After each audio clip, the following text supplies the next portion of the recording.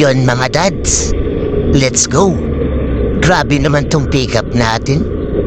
Sa kabilang kali lang yung pasahero natin pero ang layo ng iikutin. Pero syempre, pwede na to kesa wala. Parang may problema pa naman ang apps ni Joy Joy ngayon. Ewan ko ba, bagong update naman. May pumapasok na booking pero wala naman nagpa-pop out na job order. Anong nangyari sa app na to? May pagkakataon pang minsan na naiiwan yung pin mo kung saan ka nang galing. Galing ako ng SM North, naiwan yung pin ko dun. Kung kailan nandito na ako sa may sa uyo, saka dami pumapasok na booking galing dun. Nung nandun ako, walang pumapasok. Alam ko naman na ginagawa na ng paraan ng management ni Joy Joy yan. Sana maayos agad.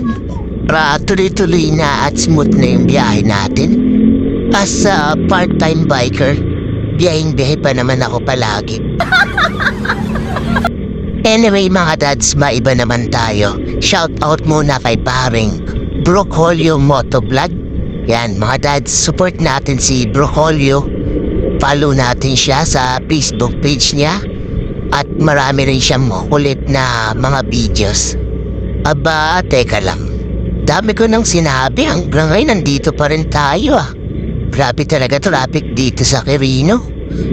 Sabi nga nila, kung gusto mo makasama na matagal yung crush mo, sa Quirino highway mo idaan.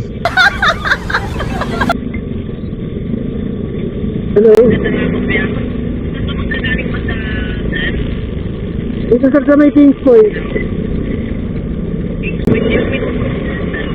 Ano po? Mga 10 minutes sir. Traffic eh. Sige sir, bilisan ko na lang. Handa nga, tumawag na yung pasahero natin, mukhang naiinip na. Bilisan na nga natin. Ang dami mo kasi sinasabi. Hindi ka na lang mag-drive. Focus lang sa pagdadrive, hindi yung maraming pangsalita. Ayan ka na naman, Wiz. Bumaanat ka na naman.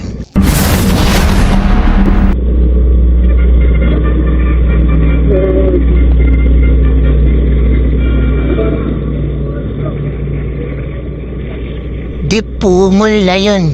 Bakit kinancel? Malapit na ako eh. Sabi niya willing to wait. Buti na lang may pumasok agad na bago.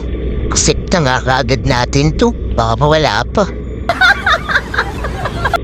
Bad trip talaga yung mga ganong pasahero. Kung kailan malapit ka na saka ika-cancel.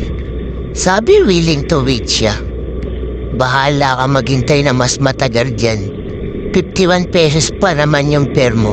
Ewan ko na lang kung may umaksip agad yan, lalo na't nasa dulo ka ng Mindanao Avenue na papuntang NLEX na. Wala kaya masyadong rider dyan. Bahala ka maghintay dyan ng matagal. Text muna natin yung bago natin pasahero para alam niyo na on the way na tayo.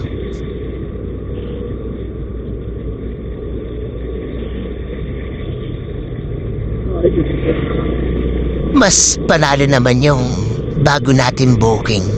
Mas malaki-laki compare kanina. Mas malaki ng 5 piso.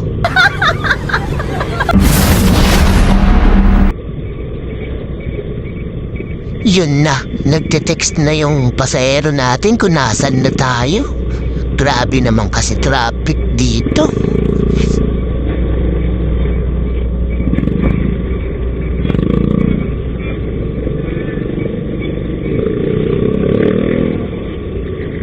Ang nakasin na naman.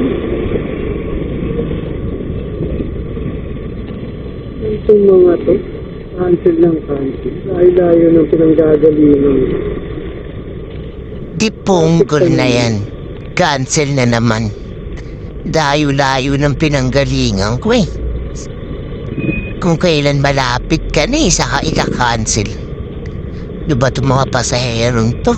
Pala cancel? Makauwi na nga lang. Malas yata may na. Away pa kayo.